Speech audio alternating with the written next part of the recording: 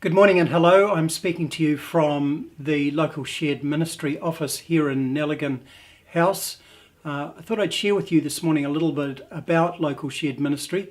For those who don't know anything at all, local shared ministry is the way in the Diocese of Auckland that we manage some of our smaller ministry units. In those places we raise up priests from within the congregation, train them, prepare them for ministry, and then they work alongside the ministry support team, others, and the ministry council.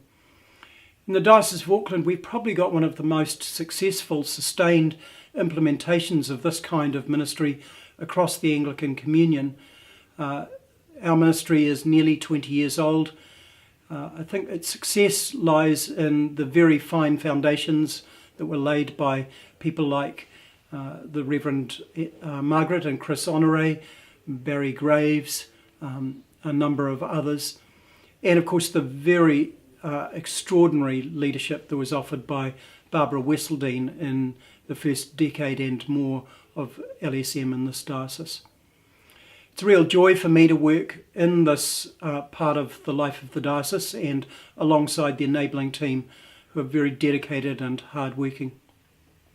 It's also a real pleasure to work with the local shared ministry units who do great things, often, as I say, a long way away from this office in Auckland, in rural parts, and they do really extraordinary things given the amount of resources they have on hand.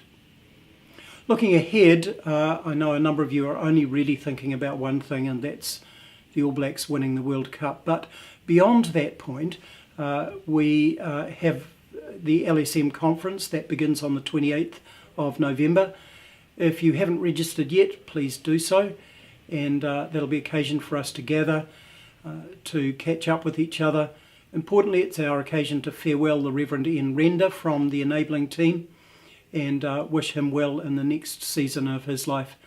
So look forward to seeing you there, and ka kite anō.